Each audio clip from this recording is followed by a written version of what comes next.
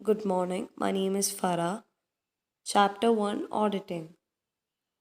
My topic is History and Origin of Auditing. So, I'm going to say you guys about what is origin. Auditing crude form was developed with the development of organization system of accounting. Now, this point is saying about that auditing has been originated with the development of organized system of accounting and the practices of accounting. Accounts of origin was originated with the institutions in certain in all institution it was necessary that necessary that to keep an auditing system. For example, like when we say that in institutions for handling money affairs or recording transactions, so for this all things an auditing system has been should be there. So it was in a first so this was the origination, this was a reason for originating auditing. Now, the second point is in the past, right from 3600 to 3200 BC, the Mesopotamian commercial transaction indicates tiny marks, circles, ticks at the side of figure indicating that those figures has been checked. Now, this point is saying about the history part. So, second point is saying about the history. So Mesotonian was in a commercial transaction. It shows tiny marks, dots, sticks, circles on the figures to show that this figures has been checked, and there were lots of histories during past times. There were a lot of Romans in Egypt and Greece. There were always had a lot of origination of auditing, and in Roman they decided an effective system of financial administration for making a difference between a person responsible for actual receipt and for payment. So they had made a very effective system of financial administration. Now, auditing in ancient India. Kautilya, in his classic work Arthasandra, gives a detailed instruction in accounting and auditing in of state's finance. He has classified major minor heads of state revenue and expenditure. Now, this point is saying about the incident before past time, what happened in India. During India ancient time, there was he has detailed he has made instructions in accounting and auditing of state finance. So he have made accounting instruction, and he has classified into a major minor heads of state revenues and expenditure. And he even also listed 14 kinds of frauds, embellishments of cash, prescribed punishments for them. And now the second point is saying about during Gupta rule also India has accounting and auditing system. The tax on profit levied by government during period. Now during Gupta, after Kautilya, now Gupta rule, when Gupta was ruling time in India, they had a very good accounting and auditing system, and the tax on the profit has been used by the government during was very leveled by a very by government during Gupta period. It was always maintained by government itself during Gupta time. And on the third point, in medieval India, Delhi Sultan had a very developed accounting auditing system on state revenue. And during medieval India, Delhi Sultan had a very they have developed very good accounting and auditing system on state revenue, and they had also a team specialized team for it for accounting and auditing state revenue. and even Mughal also practiced the same thing of medieval India. Now auditing in India before and after the independence. Now I want to say you guys about the before the independence in India during British the rule. The British pattern were following relating auditing of the company.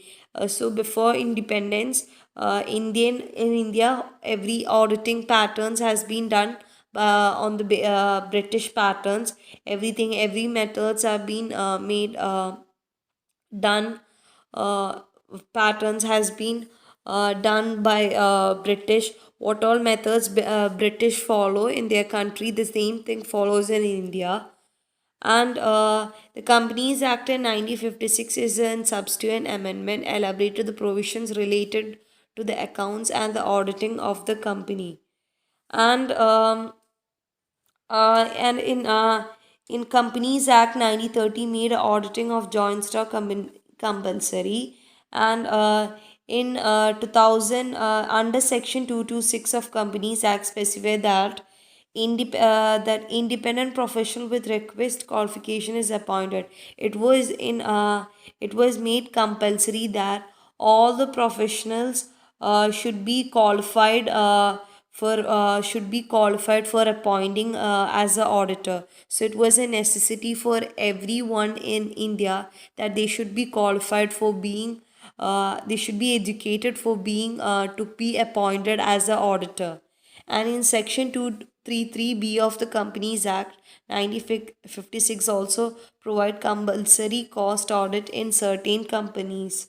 So this one is saying that um, Companies Act also in the year of 1984 the income tax, it had made compulsory that all the changes company companies certain companies of the Companies Act 1956 also provide compulsory cost auditing in certain companies. Now development of auditing. In addition to the stationary audit, a number of new generation audit come into an existence. They are management audit and professional audits and audit and social audit. Now this point is saying that there were a lot in the new generation. Because of new generation there were a lot of development of new auditing systems. So this all were being developed on the basis of certain reasons for certain objectives. They were they were like management auditing, professional auditing, efficiency auditing, social auditing, human resource auditing. So this were being developed for certain objectives and reasons. And to cope up with the new digital era, the management are now installing new mechanical devices and accounting and information system. So on the basis of new generation, uh, computers where companies, institutions has started to use computers for auditing. So it was in a new era for a digital era.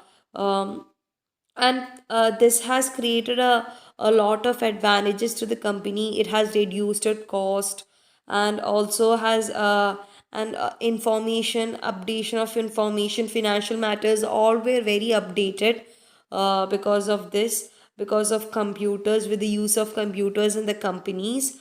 And it has also created lots of disadvantages also. And the global and if I'm saying about the traditional part, traditional system was all about writing by the hand to hand, like from one book to another. Everything was on the basis of uh, done by hand. And the system was fastly it was disappearing because of the new technology development of new generation. And the globalization has thrown many new opportunities to the auditors as a development of development of computers. The opportunities has created a very competitive and challenge among people for jobs, like for and to people, for foreigners to to be in India, for entering in India. So globalization, as development technologies are being development, because of development, auditing has become for profession, for job opportunities, for getting an to be in a position for auditing. It is tough because it's very competitive and everything now has been done on computers.